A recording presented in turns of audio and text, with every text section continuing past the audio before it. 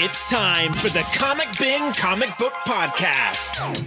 The podcast you look forward to for all of your news and reviews of the best comic books hitting stands.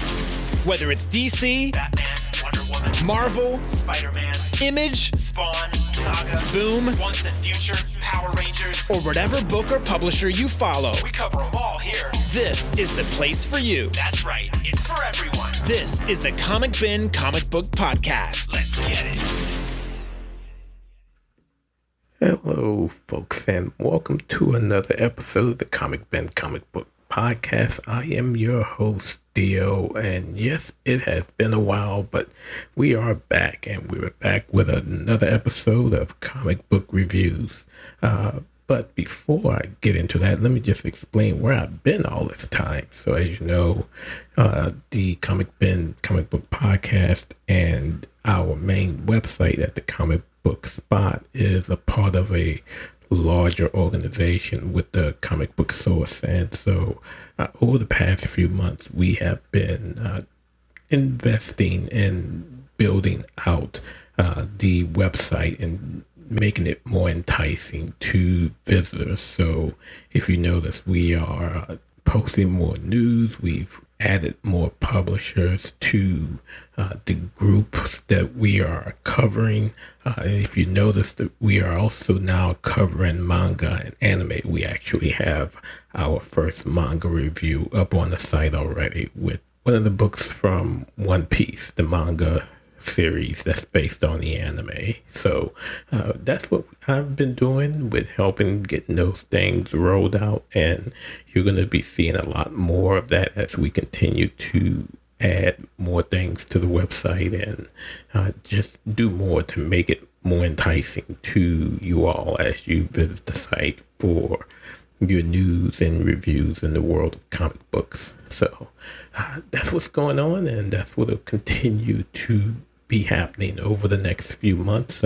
But I actually have made enough leeway in that to where I can now get back into the podcasting of the Comic Bin Podcast. As you know, I also co-host the Batman Universe comic podcast, and that's going strong as well. I've been back on there with the latest episode after missing a few with things going on with, again, building out the sites and upgrading things, as well as what I do in my normal duties at work. But as I say, this episode we have a good bit of reviews with regards to the books that actually came out this past week. So first up, we're going to cover Powergirl number 9 from Leah Williams and Eduardo Pensica over at DC.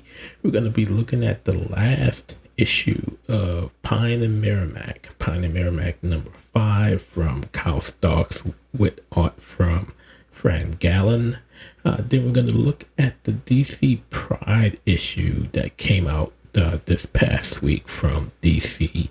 There were several stories, a 100-page anthology, but there were 2 that I really liked, and so we're going to talk a little bit about those 2 stories that's in that anthology. And then we're going to look at Grommets number 1 over at Image Comics from writers Rick Remender and Brian Paulson with art from Brett Parson. Then we're going to jump on over to Marvel, and Marvel actually is going to close us out as they actually had a string of titles that ends up being my favorites from this past week. And I'm not sure when the last time Marvel closed out with having all of my favorite books, but I'll give you a hint, that has never happened. But first, we're going to look at Edge of the Spider-Verse, number 4 from a bunch of writers. The one that I really want to focus on is the first story in that issue, which is the Spider-Woman story from Jessica Drew.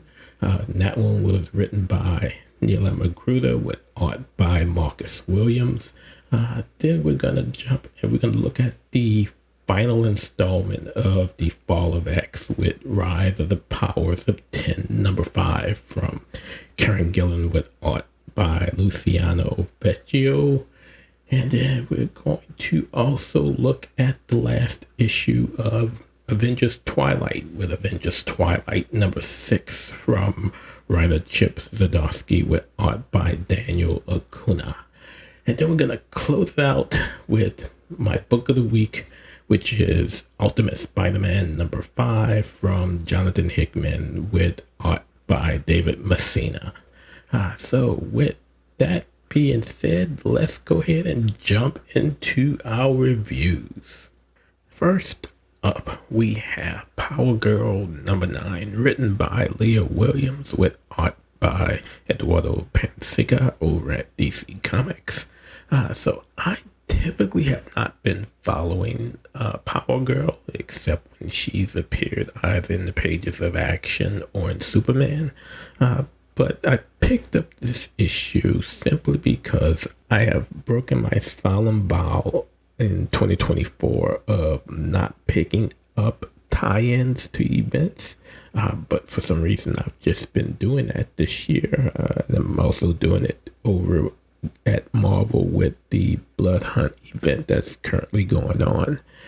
But Powergirl number 9 is a tie-in to the House of Brainiac event that's going on at DC. That's in the pages of Superman and Action Comics. So the only difference between what's going on in those titles and this one is that Kara is still on Earth in Metropolis, and she's been dealing with the leftover Zonians that were a part of the bottled planet or the bottled city that Brainiac stole before destroying the planet. But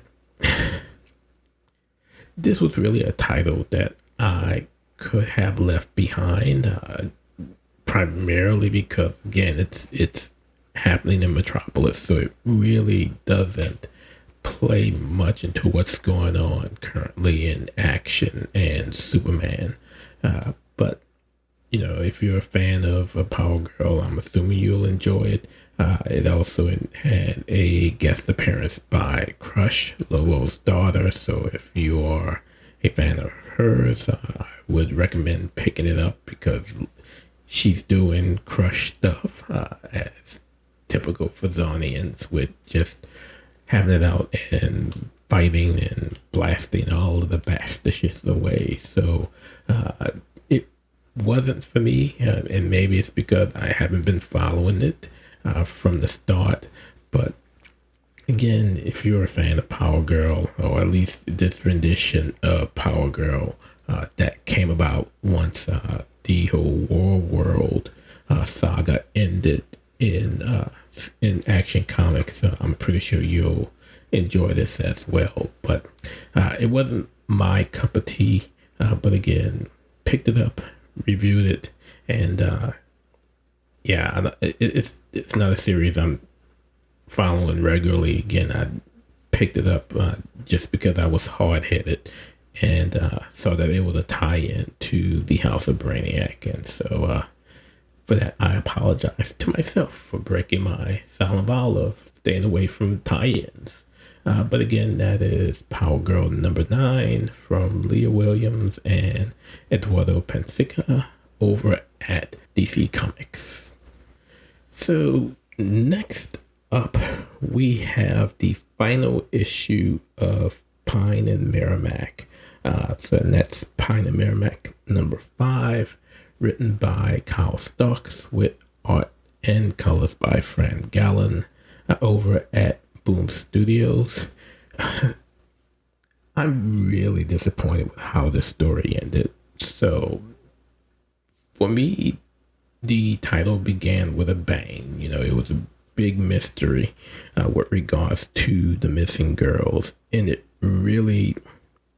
kind of went by the wayside, and it really went by the wayside with this last issue. It just seemed a little too comical for me, and how Linnea is thinking Parker is dead because he was shot at the end of issue 4, but the whole cult thing just got too comedic to say that this was supposed to be a drama mystery. And I'm just not happy with how things turned out with this. And so while I did enjoy the first 3 issues, the last 2 really kind of lost me, and it definitely lost me with issue number 5, and it turned out that we may be in some type of Groundhog Day type of situation where Linnea thinks that, everything was a dream, but it seems like it's a dream that's become a reality, because the whole thing that began the series with the parents that showed up looking for help finding their missing daughter happens again at the end. And, it really sends Linnea into shock, because again, she's thinking that she just had a very bad dream, only to see she's about to relive those events all over again. So again, I was really disappointed in how the story ended. That doesn't take away from the fact that Frank Gallen's art was really good. He did his own colors and everything was really nice, but the story just absolutely lost me, and I'm so disappointed in that at the end. But that is Pine and Merrimac number 5 from Kyle Starks and Frank Gallen over at Boom Studios. Again, I really wanted to like it better than I did, but unfortunately I did not.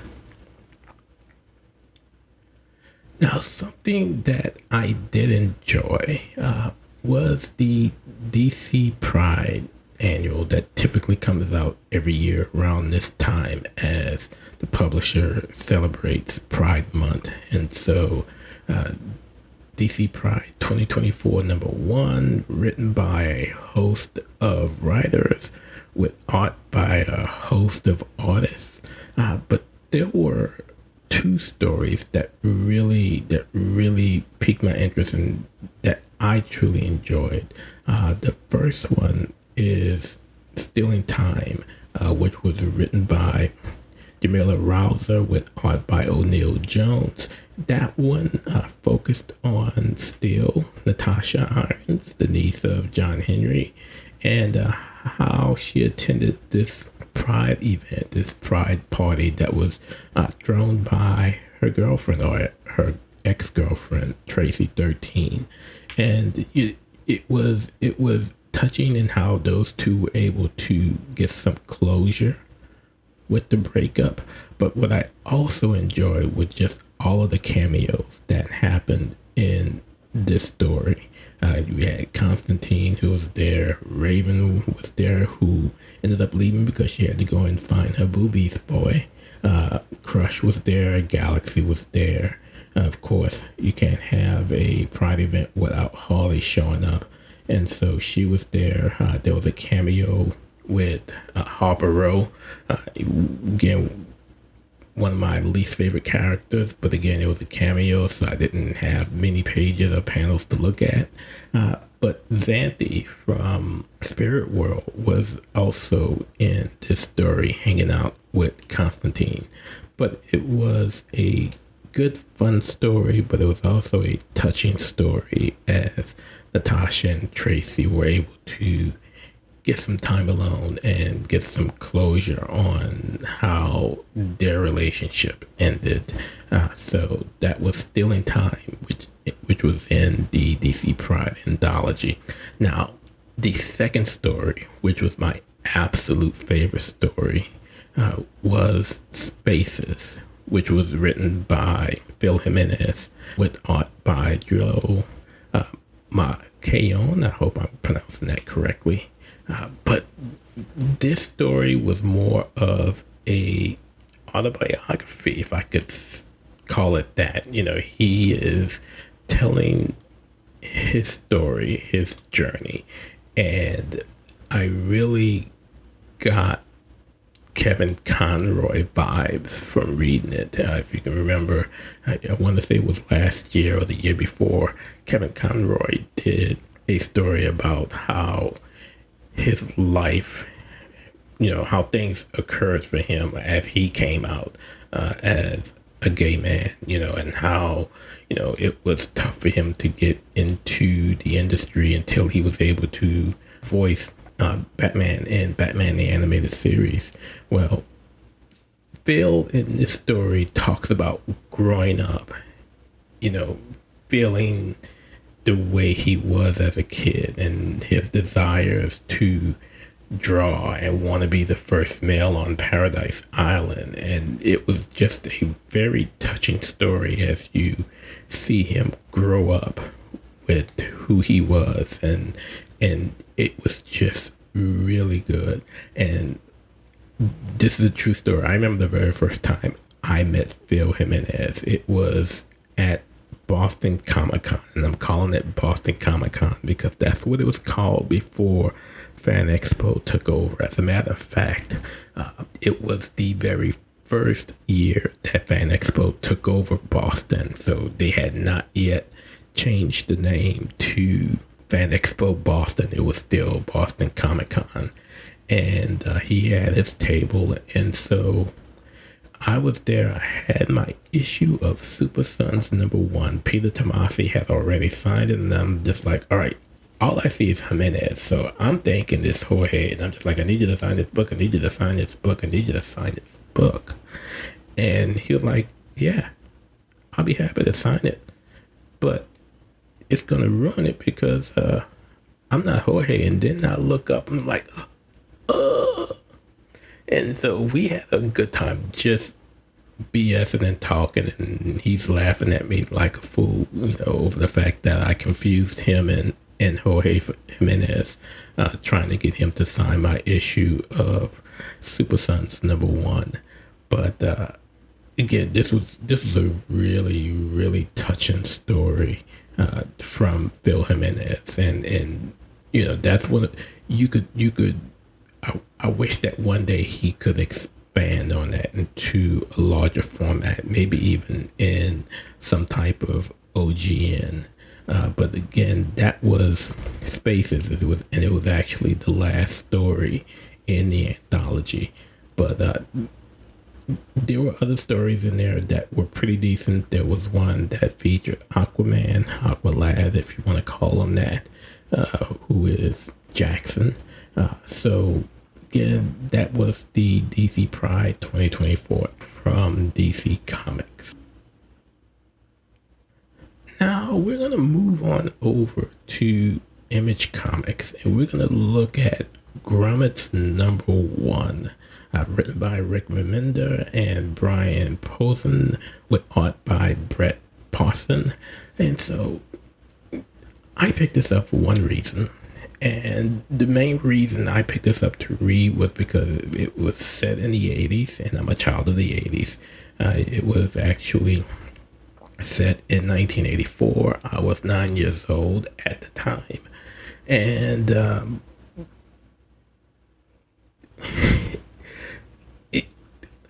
again, being a child of the 80s, you look for those things that makes you remember the times.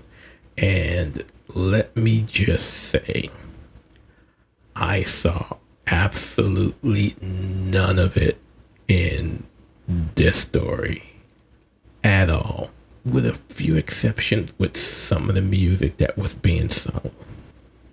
In spite of all that, this was still a really good story.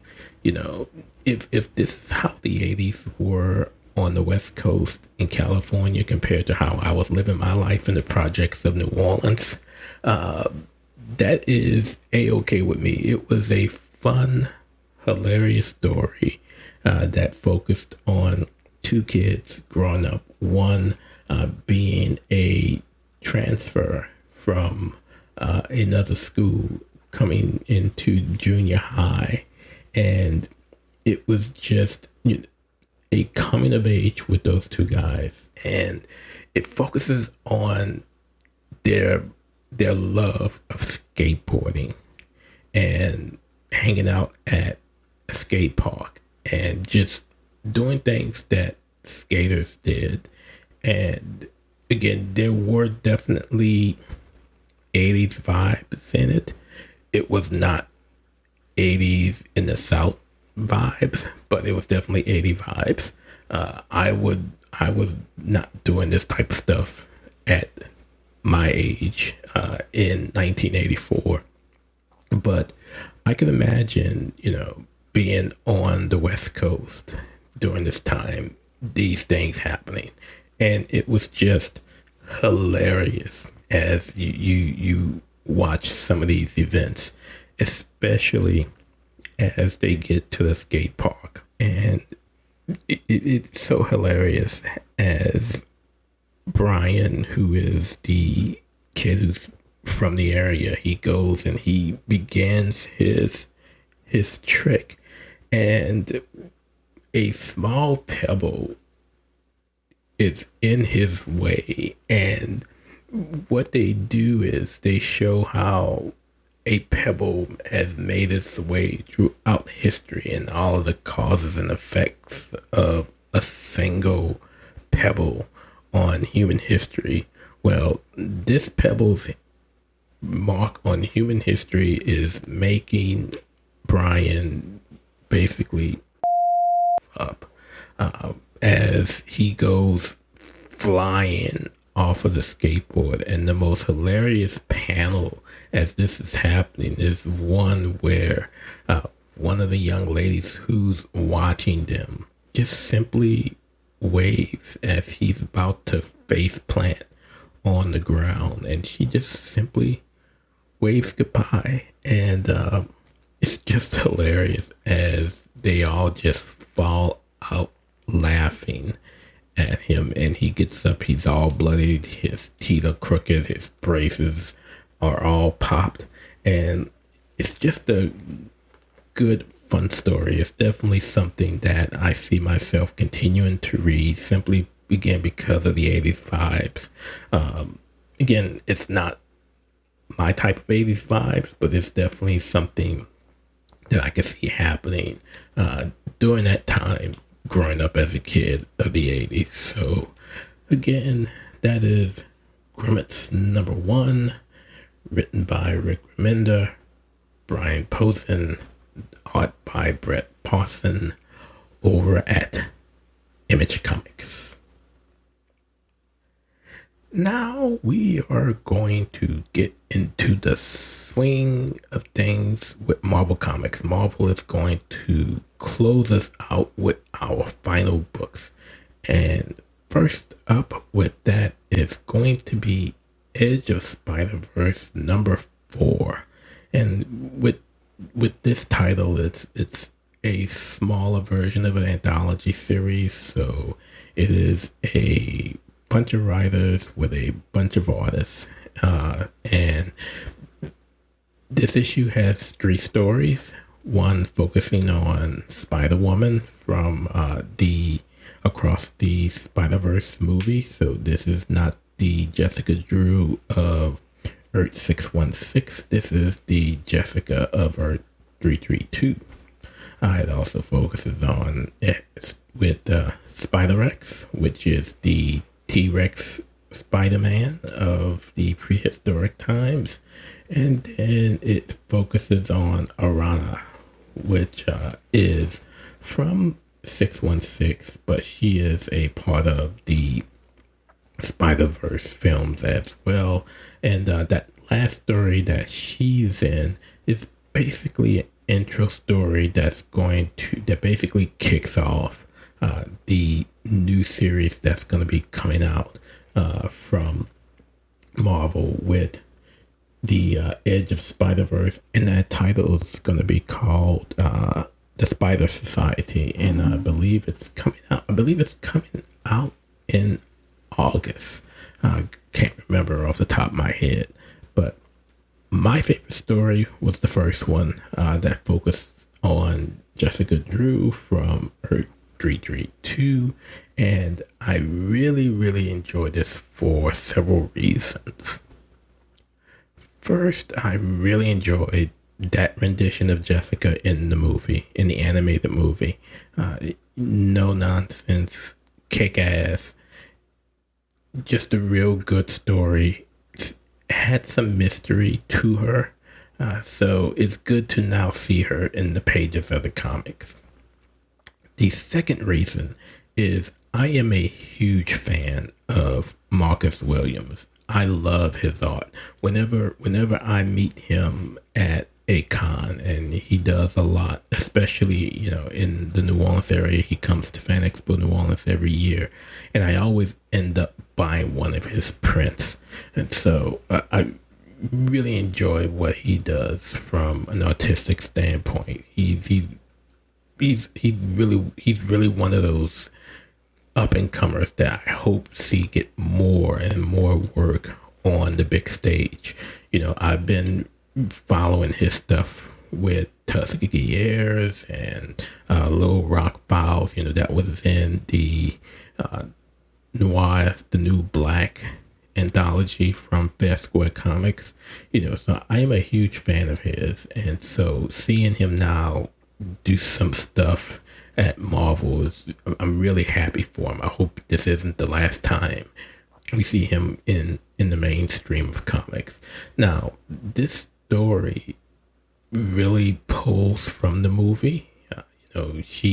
Jessica is basically writing a letter to her unborn baby, and you can remember from the movie she's pregnant. We don't know who her husband is. We still don't know who her husband is. She's actually going on a date to meet him before she meets her ex, who turns out to be Clint Barton, Hawkeye. So that was just a fun story. Again, this was my favorite of the three stories.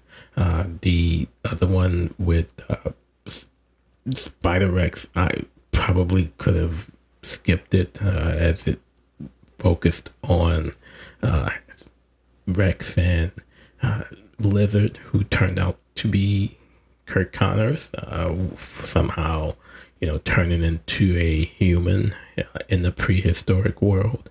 And then the intro to the Spider Society, really, it was what it was. It was a story building to introduce who the characters that are going to be in that story once it releases. But the Spider-Woman story, I really, really enjoyed. I'm pretty sure that we'll get some answers to Jessica's story when part 2 of Spider-Verse comes out. But I hope this isn't the last time we see her in the pages of comics, and we get more of her story here as well. I really enjoyed the way that this story was put together from Nyla Magruder. And again, her work with Marcus was just wonderful. I put those two on a series together, and Marvel, you have my money. But again, that is it. Just Spider-Verse number 4, the anthology story over at Marvel Comics. Hey, you got a second? The Comic Book Spot is looking for comic book fans with something to say. If you're interested in writing reviews of your favorite comic books, or you want to contribute original content with articles like The Top 10 Forgotten Spider-Man Villains, or Why One More Day Was the Worst Thing to Ever Happen in Comics, or maybe Why Indie Comics Saved the Comic Book Industry, then we want to invite you to join our family as a writer. Just reach out and email us at writers@thecomicbookspot.com and let us know that you want to become one of our writers. It's that easy, and honestly, there's no reason not to. You get exclusive access to our staff Discord server, you get early access to comics, and you meet a lot of cool people. What are you waiting for? Just email us at writers@thecomicbookspot.com and let us know that you want to become one of our writers. So now we make our way into the top 3, and let me just say, any of these 3 titles could have been my book of the week. They were all very good, and again, first time Marvel has ever made its way with all 3 books in my top 3 for any week at anytime. And again, like I said, any of them could have been the top book. Take your pick, but I went with my gut with these three. But kicking off, we go to Rise of the Powers of 10, number 5, written by Karen Gillan with art by Luciano Vecchio. It is the final installment. I guess you can kind of say that. There's actually one more book that's in the checklist for the fall of the House of X. But this issue here gets to the final battle between Jean Grey, who has now been resurrected again with the Phoenix, and Enigma, which is Nathaniel Essex, as he's ascended into this godlike figure. But it is really good with how they've set all of this up and getting to this point. And so what happens is Enigma is beyond space and time at this point and with his ascension, but Jean in her form as the Phoenix is able to chase after him, and his goal in this final battle is to basically destroy her. Destroying her allows his plan to fully go into play. And so what he does is he hops into particular points in time that affects her life in one way or the other, and he attempts to make a change to that realm of time, but she comes after him and she fixes it back. And so this is what's going on between those two for most of the issue as she chases Enigma. She doesn't know exactly where he is, so she does her best to chase after him and fix all of the things that he messes up as he tries to destroy her by basically messing with the timeline. So as this is going on, Charles Xavier is still doing Charles Xavier stuff, and he finds himself one-on-one with Mara. And if we go all the way back to the beginning of the Krakoa era with Jonathan Hickman and Hoxpox, it was revealed that Mara was actually a mutant with the ability to reincarnate herself after she dies. And so in the end, what we see is that her ability to create these timelines as she reincarnates herself, and then as Sinister has created his ARM engine and creates the clones of her that allows him to go through this ascension. But we see in an earlier issue of Fall of the House of X that Xavier figures the only way to stop Sinister, the only way to stop Nathaniel Essex to ascend to Enigma and to fix all of this stuff with Orcus and everything is to kill Mara, to not allow her mutant ability to come to fruition. And so we see in a previous issue that he goes to do this. He finds her right at the point she is about to realize her mutant ability, and he goes to kill her. He's stopped. Rasputin actually stops him, and there's a fight with all that, but Charles Xavier, being who Charles Xavier is always manipulating things, especially since this new era of X-Men. And so as he is still held at Orcus HQ on Earth, Mara shows up and he connects with her telepathically, and they find themselves back to the moment where they first met in Hoxpox, right before he realizes that she's a mutant. And he has this conversation with her, and it's all weird because the Mara that he meets is one of the clones. The original Mara is gone. And he's talking to this clone, but this clone has all of Mara's memories. And so she sees what the original Mara saw back in the pages of Hoxpox.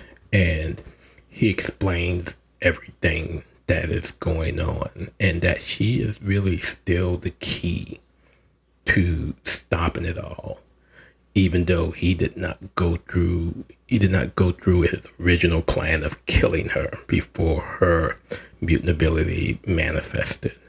But he tells her, that right now Jean is chasing Enigma. She doesn't know exactly where he is, but he knows that Mara's clone body is there, and that at the point he met her in the past, before he changed his mind of killing her, he planted a signal in her head that has basically been with her throughout it all, and that if she activates this signal, Jean will know exactly where Enigma is. She can end it all, and everything can go back to where it was, and everything will be all right for everyone, including Mara. And so he basically tells her that the choice is hers. And again, Jean is chasing Enigma. She's not able to catch him, but we get to a point to where Mara decides to activate this signal. She tells Jean, hey, here I am, come and get me. And she finds them. And that's where the real final battle between Enigma and Jean occurs. And Jean, with the power of the Phoenix, just brings in all of the mutants that were in the waiting room. And they just basically kick Enigma's ass. And they bring him to the point of death, but they do not kill him. And he is forever in this cycle of approaching death by the time the battle ends. And there is this one panel where this formation of, I want to say this is Lara Wolverine, basically plops her claws. No, this is actually Jean. I'm looking at the page now. But Jean basically uses the Phoenix power to create claws like Wolverine and just slices right up Enigma's chin. And it's just an awesome picture to see, an awesome panel. And it basically sends Enigma and Daniel Essex into this loop of, again, approaching death, and he doesn't die, and everything turns to normal. We see Jean, she's back on Earth, she's with Scott, everything is fine. Destiny and Mystique are no longer trying to kill each other. Rasputin, though, is looking for Sinister, of course. She's vowed to kill him, but of course Sinister gets away, as he always does. And it's just an awesome way to bring everything to a close. And ironically, as this is all going on, we find out a week later Charles Xavier is at the park where he and Mara met, and he's approached by law enforcement, and he gives himself up. Now, knowing Charles Xavier, he always has something up his sleeve. So I'm assuming as we get into this new era of the X-Men, that we'll see that play out. However, at the end, we get this timeline of how all of these things occurred with Mara and her different lives. But we see there is this new timeline that's created that shows up as a phoenix. But with this timeline, which I am assuming is now the actual timeline that 616 is in, her ability does not manifest. She continues to live her life as a young girl. And I think that that is a wonderful way of retconning. If they were going to do it, it was a wonderful way of retconning what occurred in Pox with it being revealed that she's a mutant. But now, in this timeline, her mutant ability doesn't manifest. And the Mara McTaggart that we've always known prior to Hoxpox lives on as a normal human, Homo sapien instead of Homo superior. So that was the end of the story, end of the event, or one would think that it would be the end of the event after Rise of the Powers of 10, number 5. But at the end, Marvel typically do their little checklist of everything you should be reading. There are 2 other stories that they tell you to pick up. One being Miss Marvel Mutant Menace number 4 and X-Men number 35, which are both due out this month. Actually, Mutant Menace is going to be out on Wednesday. But again, it's a wonderful way to bring the Krakoa era to a close. I think allowing Karen Gillan to kind of fix things that happened once the Krakoa era began was the perfect choice. You really saw how he attempted to fix a lot of stuff, whether it was in the pages of Immortal X-Men or even as this series, this event came about. I definitely think the way he retcons Mara's ability or Mara's status as a human compared to being a mutant was perfectly done. But we do see that, again, looking at this, that they do not retcon the idea that Kamala is a mutant. She remains a mutant in this timeline, which of course is needed considering if we get more Miss Marvel in the cinematic universe, matches up with that. But we will see how things come to a close with X-Men 35 being the last official issue under the Fall of the House of X event. I will probably be picking that up, and actually that'll be out on Wednesday as well, so I'll probably be reviewing it either here on the cast or on the site, so be on the lookout for that. But again, that is Rise of the Powers of 10, number 5 from Karen Gillan, Luciano Vecchio over at Marvel Comics. Now we get to Avengers Twilight number 6, written by Chip Zdarsky with art by Daniel Acuna.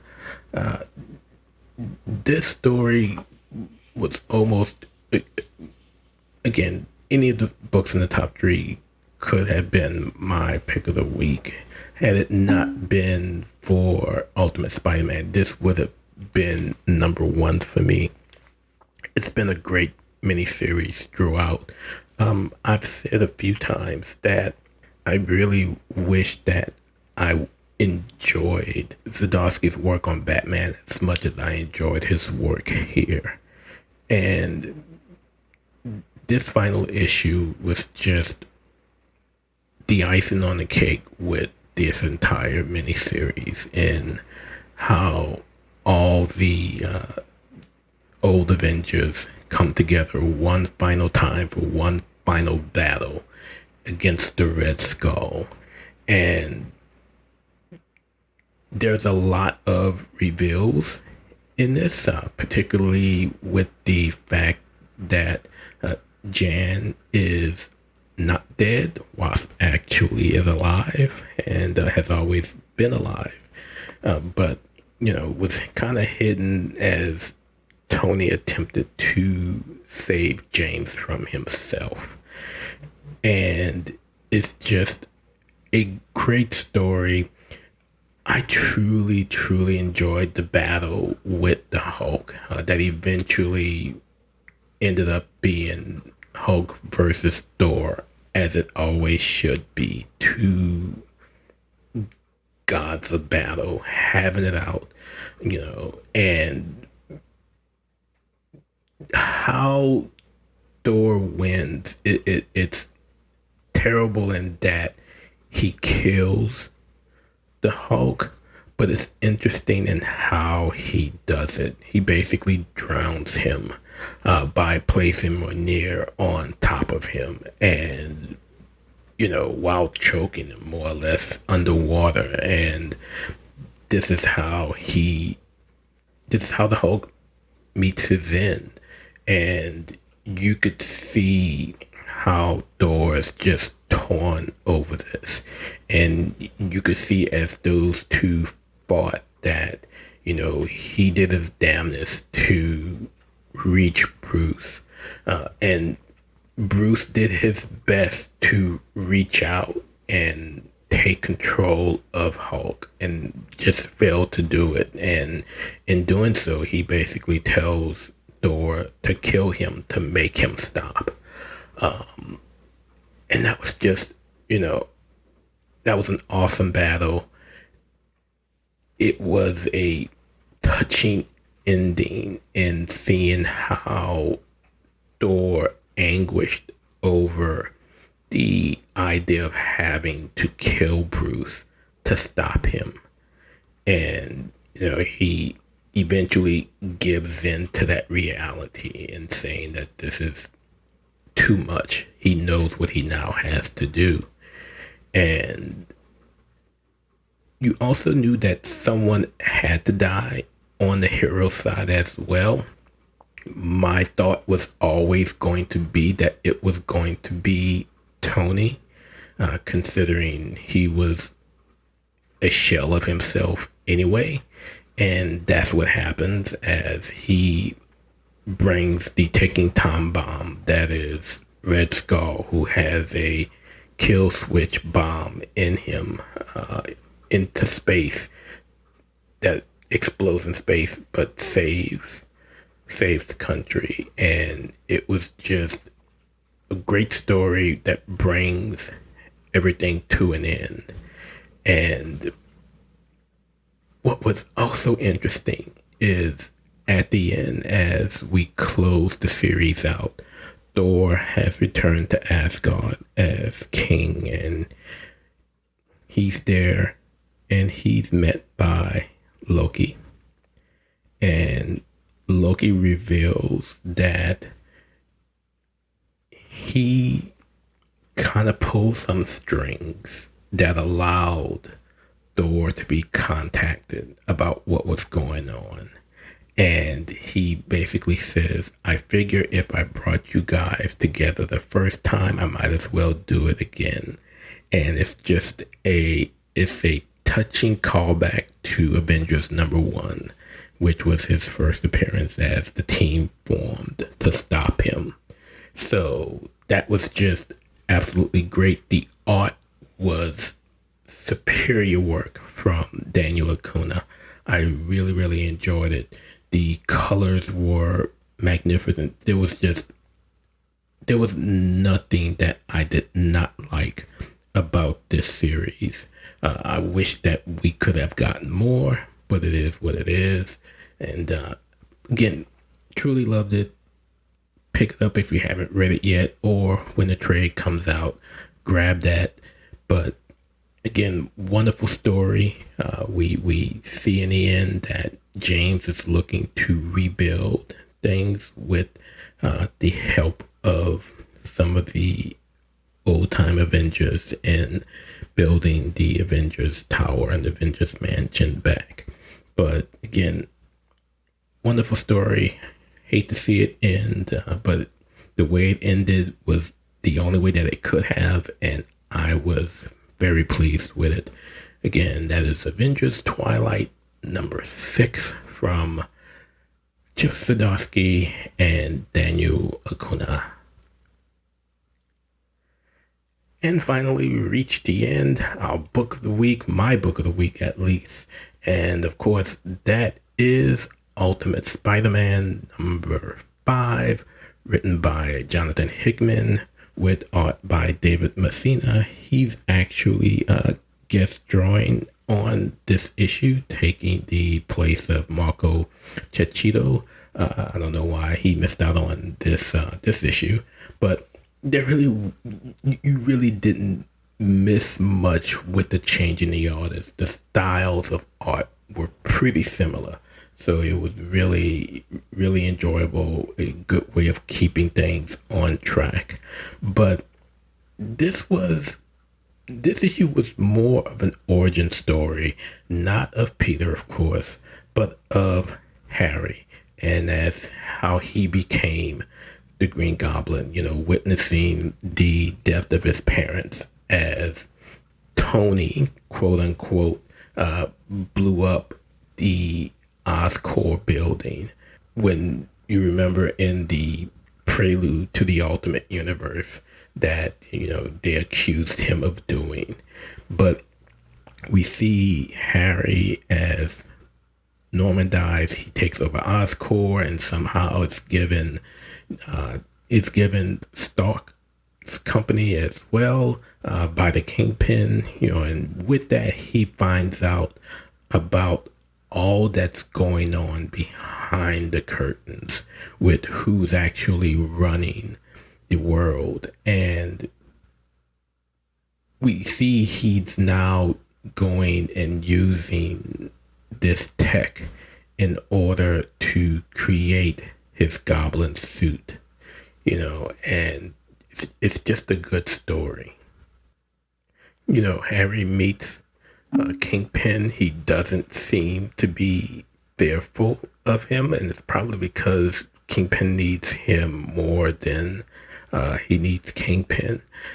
But there are some interesting appearances in here as well. We see Bullseye. Again, remember a few issues ago, Harry captures Bullseye, but we see Bullseye again in his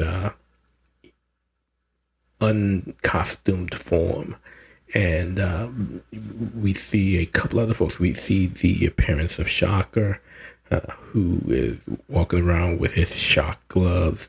It's just a great story. We see how Norm and Harry's mom, how they're killed with the bomb, and just to play on how the relationship between Norman and Harry was up until that point. He really saw, just like in most renditions of their relationship, he felt that Harry was a disappointment to him.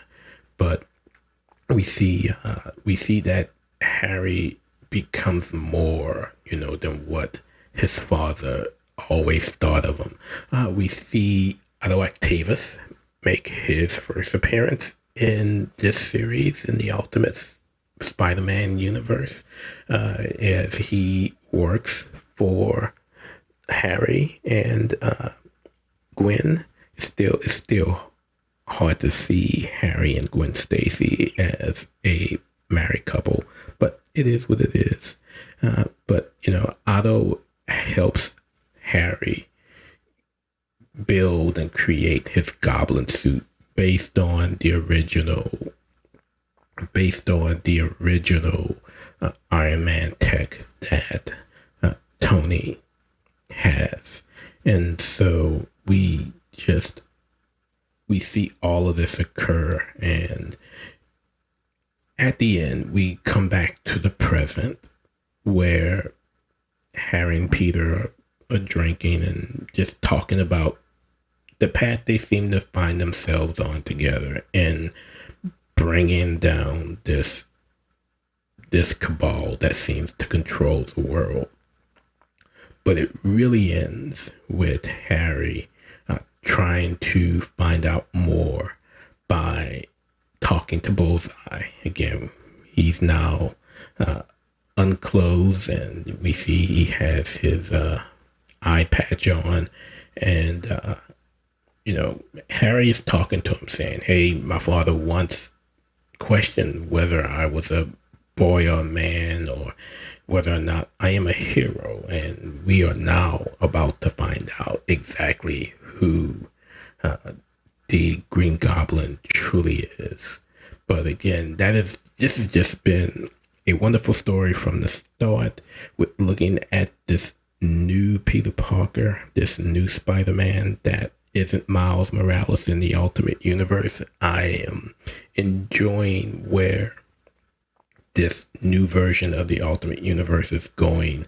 The only one that I have not read yet, and it's not that I don't want to, I just haven't had the time to, and that has been the Ultimate X-Men.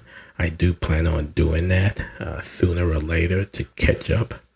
But again, Ultimate Spider-Man has been the cream of the crop with regards to this, and I look forward to picking up the Ultimates once it's out. And Black Panther continues to be a good story, as well as we see T'Challa and Aurora make their acquaintances with each other. And that's going to be an interesting play, considering that him meeting her was foretold by the witches that he see as counsel, and we'll see how that goes. But again, this here was Ultimate Spider-Man number 5, written by Jonathan Hickman, with art from David Messina over at Marvel Comics. So that is going to do it for this edition of the Comic Ben Comic Book Podcast. Next week, or actually this week, there's going to be a quick turnaround. Maybe Wednesday, no later than Thursday, I'll be dropping the next episode. And I will be talking to David Pepos about Space Ghost. Space Ghost number 1 was out last month, but issue number 2 is out on Wednesday. So he and I will be talking about issue 1 and what to expect, what you'll see in issue 2, and a little bit about what's in store as Space Ghost makes his return to the comic book pages. I've enjoyed what's been out thus far, but that is going to be out again either Wednesday or Thursday. And then right after that, I'll be dropping another episode as I sit down and talk with the creative team of Scarlet, Kelly Thompson, and Marco Ferrari. That is the new series, a part of the Energen universe over at Skybound Image. Issue number 1 of Scarlet is out on Wednesday as well. So we'll be talking a little bit about that, and I'm excited about that conversation and dropping that episode for you as well. That is going to do it for this episode of the Comic Ben Comic Book Podcast. I'd like to thank you all for your continued support of the program. The Comic Ben Podcast, as well as the Comic Book Spot, are a part of the Comic Book Source family of sites and media. You can follow the podcast on Twitter X at comic_Ben, or my personal account at BatmanFan_4Life. You can also find us on Facebook, Instagram, Blue Sky, and Threads. We're all over social media. You can also follow our sister site over at thebatmanuniverse.net for all of your news and reviews in the world of Batman. Tune in next time as we give you more in the world of comic books. Again, we truly appreciate your support. But until we meet again next time, keep reading those comics.